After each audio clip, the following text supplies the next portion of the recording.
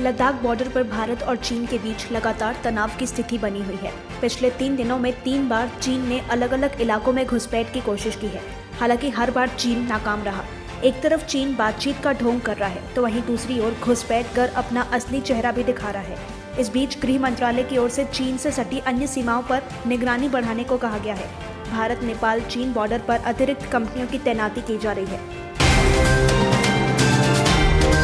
जम्मू कश्मीर में पाकिस्तान की ओर से हुई फायरिंग में सेना के एक जूनियर कमीशन ऑफिसर शहीद हो गए। राजौरी जिले के केरी सेक्टर में एलओसी पर पाकिस्तान ने फिर से सीज फायर तोड़ा। 3 दिन पहले ही एलओसी पर पाकिस्तान की गोलीबारी में सेना के एक नायब सूबेदार शहीद हो गए थे। देश में कोरोना वायरस की चपेट में आने वाले लोगों की संख्या तेजी से बढ़ रही है। भारत में कोरोना वायरस की चपेट में आने वालों का आंकड़ा 37.6 लाख पहुंच गया है। वहीं अब तक 29 लाख से ज्यादा मरीज स्वस्थ हो चुके हैं। स्वास्थ्य मंत्रालय के अनुसार देश में स्वस्थ होने की दर 76.94% है। वहीं इस महामारी से मरने वालों का आंकड़ा 66.3 हजार हो गया है। देश में संक्रमण से मृत्यु दर करीब 1.77% है।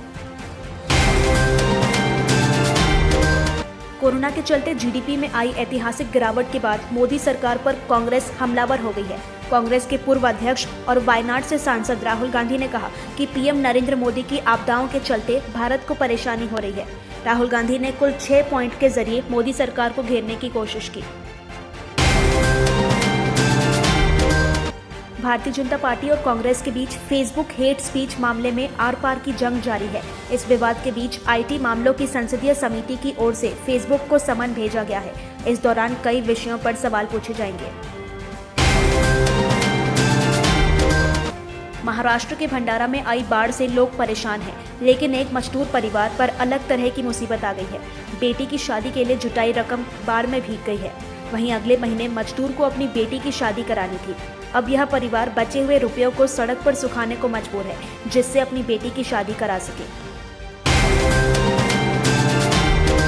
जबलपुर हाईकोर्ट ने मध्य प्रदेश में निजी स्कूलों की मनमानी फीस वसूली के मामले में अहम आदेश दिया है। कोर्ट ने अपने अंतरिम फैसले में कहा कि निजी स्कूल लॉकडाउन से पहले तय की गई ट्यूशन फीस ही वसूले। मध्य प्रदेश के निजी स्कूलों में मनमानी फीस वसूली के मामले में हाईकोर्ट ने अहम सुनवाई की। इस पर कोर्ट ने अंतरिम आदेश जारी करते हुए अभिभावकों के पक्ष में फैसला सुनाया।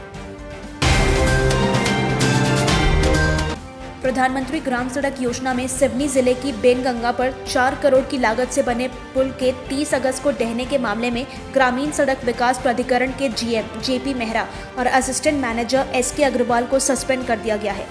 बरबसपुर सुनवारा आमानाला मार्ग पर ये पुल बना था, जिसका काम जून 2020 में पूरा हुआ, लेकिन इसका उद्घाटन नहीं हुआ था।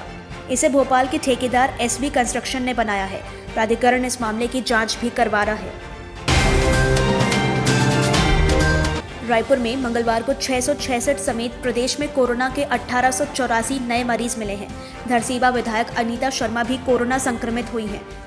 राजधानी के एसीबी, ईओडब्ल्यू और पीडब्ल्यूडी कार्यालय सील कर दिया गया है।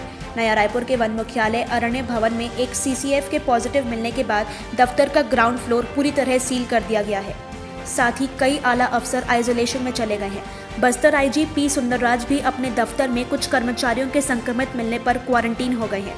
प्रदेश में पिछले 24 घंटे में कोरोना से 10 लोगों की जान गई है, जिसमें 3 रायपुर के हैं। प्रदेश में मरीजों की संख्या 33,387 हो गई है।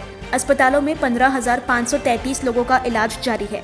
17,566 लोग स्वस्थ होकर डिस्चार्ज हो चुके हैं। मुख्यमंत्री भूपेश बघेल ने स्कूल शिक्षा विभाग में शिक्षकों की भर्ती को लेकर बड़ा फैसला लिया है। उनके निर्देश पर स्कूल शिक्षा विभाग ने 14,580 पदों पर सीधी भर्ती की मेरिट लिस्ट की वैधता 1 साल बढ़ा दी है। व्यापम ने इसकी परीक्षा ली थी।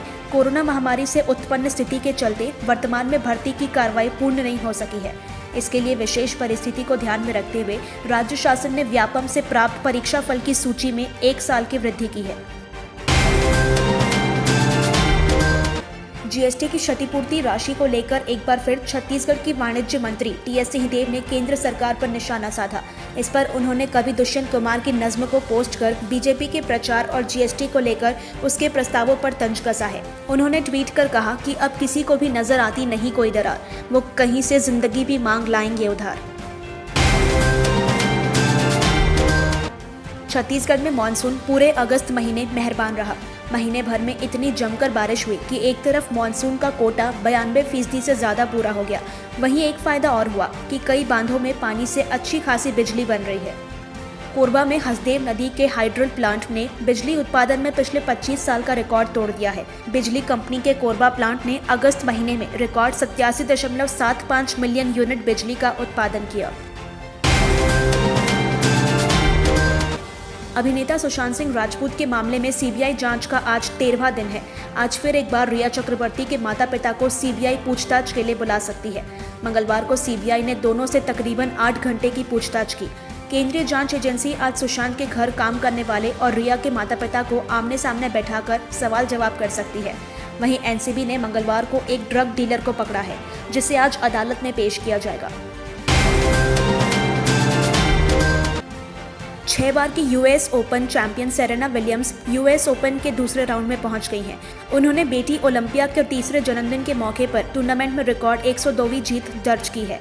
वे अब मेंस और वुमेन्स दोनों कैटेगरी में सबसे ज्यादा मैच जीतने वाली खिलाड़ी बन गई हैं। उन्होंने अमेरिका की क्रिस एवर्ट का ही रिकॉर्ड तोड़ा।